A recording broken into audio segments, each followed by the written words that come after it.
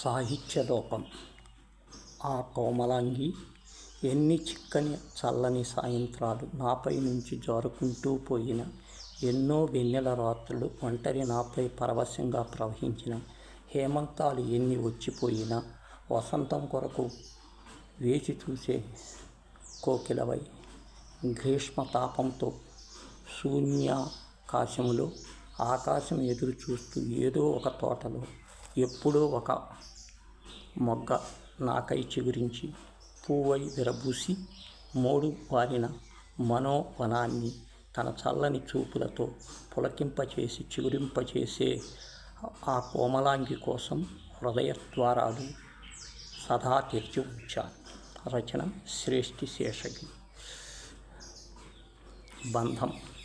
ఎంత ఎండిన చిగురుటాకులు పట్టుతప్పి నేల రాలితే ఆవేదనతో అచేతనంగా చూస్తుంది అమ్మ చెట్టు.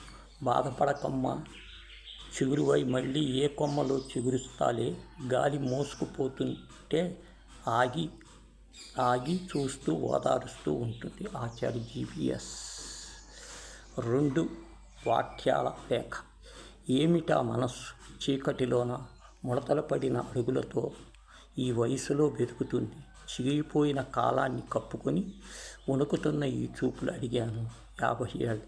2 వాక్యాల లేఖ. ఒకటి కనిపించలేదని నిటార్జుడైన జ్ఞాపకంతో నిలవెత్తు నిజాన్ని చప్పరిస్తూ ఉంది సాహితీ. జీవిత వింత. 32 ఏళ్ల నాటి 30 ముద్దుల చంటి నేనమ్మకున్ చెప్పగల బాలుకొకరు, చిన్ని నవ్వుల తోడని మారముల్ నిరుప్పగలిగిన చిన్నారిని నేనే దంది విపర్యాన్ తప్పక నన్నిక జూచు నాకే అయ్య చట్టి పిల్ల.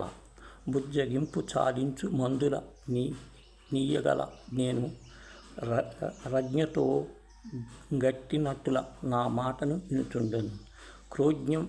క్రోజ్ఞముగా గోపకించగల జాచును నన్న మాయాకముగన్.